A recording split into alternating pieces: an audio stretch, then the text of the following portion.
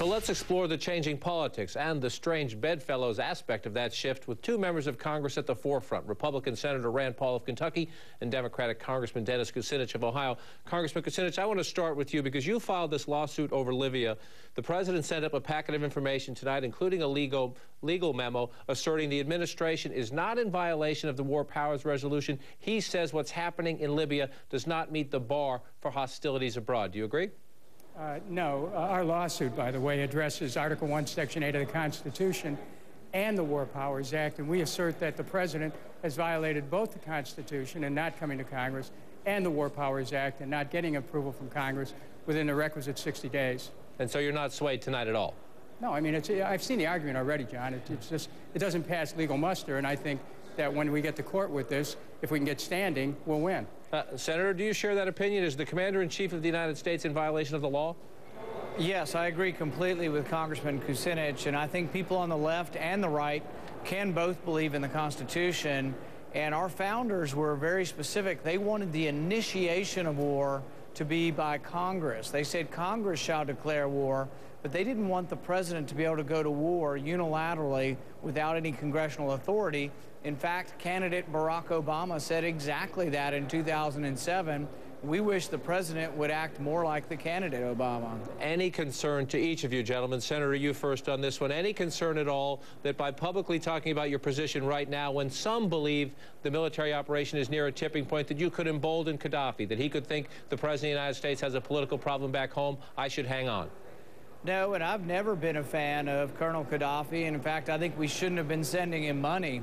Many of the people who now want to attack and get rid of Gaddafi supported the bank bailout, which sent the Libyan National Bank money through AIG. So we've been sending foreign aid and money to Libya, and I think that's been a mistake for years, and now we're going to fight a war against him. But most specifically, we cannot and should not fight war unless we do it through congressional action as the Constitution intended. Any concern, Congressman Kucinich, that Gaddafi could make the case, I'm going to hang on, America's getting soft? Listen, there are a lot of people in the world that we would prefer weren't presiding over their governments. But our first challenge is to abide by our Constitution. And when we fail to abide by the Constitution, everything else that follows is going to be poisoned.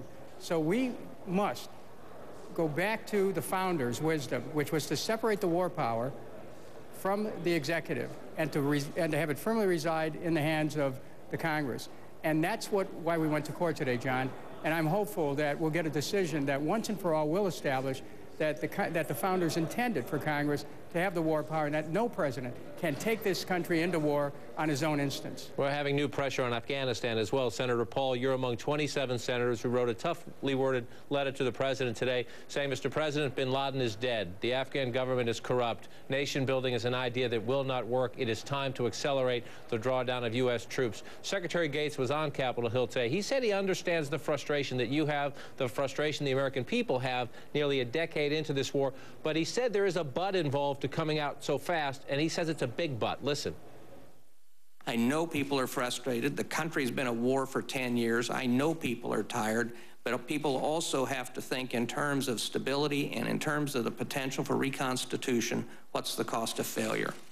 That was George W. Bush's defense secretary, Senator Paul. Should you listen to him when he says he needs a little more time? Well, I think when you go to war, you have to have objectives, and I agreed with going to war with Afghanistan, and had I been here, I would have voted to go to war with Afghanistan. But our objectives should be to disrupt the terrorist bases, to annihilate al-Qaeda, and to eliminate their leadership. I think we've largely succeeded in those objectives. There's another reason why you have to reconsider. One, we're not very good at building nations. It's very expensive. And our infrastructure in our country is crumbling. We have bridges we need in Louisville. We have bridges we need in Cincinnati.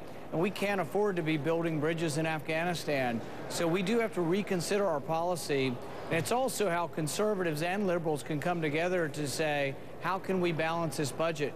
You can't do it with a foreign policy that's everywhere all the time. We need to obey the Constitution, and we need to think about some of our interests here in our country.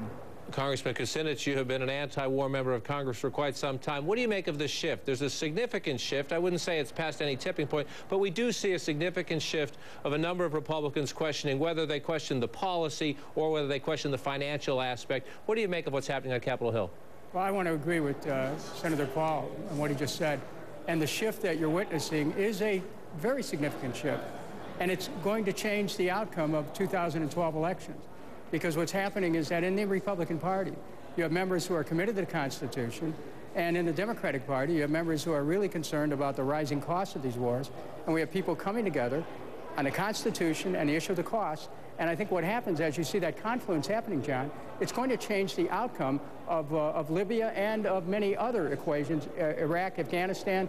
Listen, we're spending trillions of dollars a war as our domestic economy is falling apart. Bridges, roads, water systems, sewer systems need repair.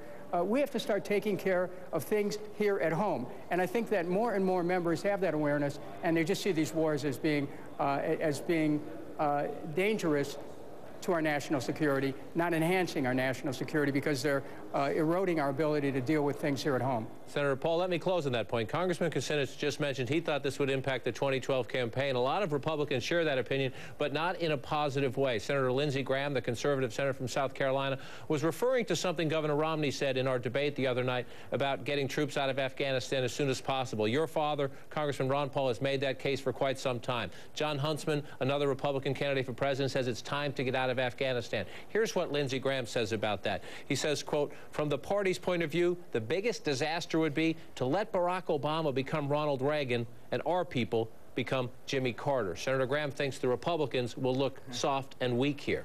Well, I think the interesting thing is that since 2008, a lot of candidates are actually coming the way of Ron Paul.